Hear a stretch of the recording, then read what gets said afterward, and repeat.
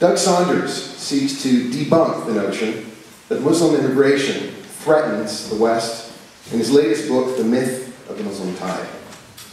Doug Saunders is the European Bureau Chief of the Globe and Mail, although he's just moved back to Toronto, I understand, and the author of Arrival City, The Final Migration and Our Next World, which won the Donner Prize, and which The Guardian said may be the best popular book on cities since Jane Jacobs' The Death and Life of Great American Cities half a century ago. Doug Saunders has won 4 national newspaper awards and for 8 years was based in London, England. Please welcome Doug Saunders.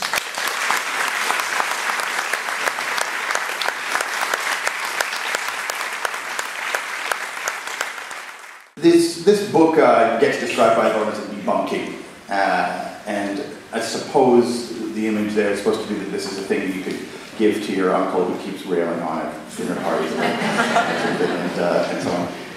But I didn't really intend it that way. And although I think I do take on a certain amount of bunk that is out there and that is prevalent in the world right now. If you track how the ideas of Eurabia or the Muslim tide came to be popular, they were not coming out of commonsensical thought. They were not coming out of an analysis of what was going on around us. They were coming from a group of thinkers who and activists who fundamentally rejected the ideas of the Enlightenment, who were opposed to the ideas of secular Western thought that have dominated for the past 300 years, really, who thought that the great downturn of Western civilization was the end of the Church's domination of civil society.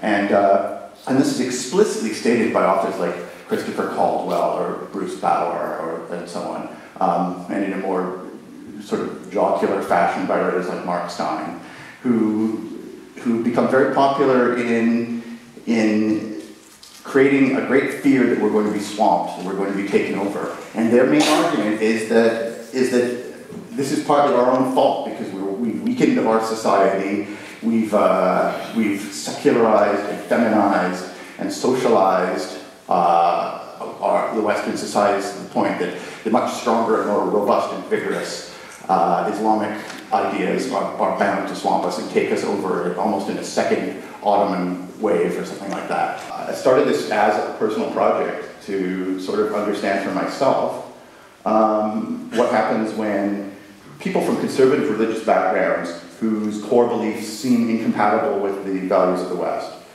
from a certain perspective immigrate and come in and so on. Well, I mean, one of the things I found is that the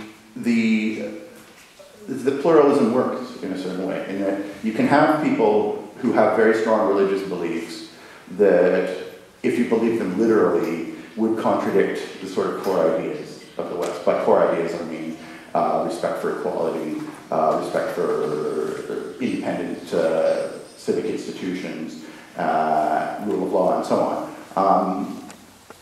Because, well, first of all, people don't take these things literally. The vast majority of people, including immigrants from places like Yemen that have very conservative religious beliefs, do in fact embrace the institutions of the state and equality and so on. And then second of all, this is a story of change, right? And I think maybe the most important thing that's coming, that I hope people will take away from this, is to look at the people around them, not as fixed dots on a map, but as people going through the process,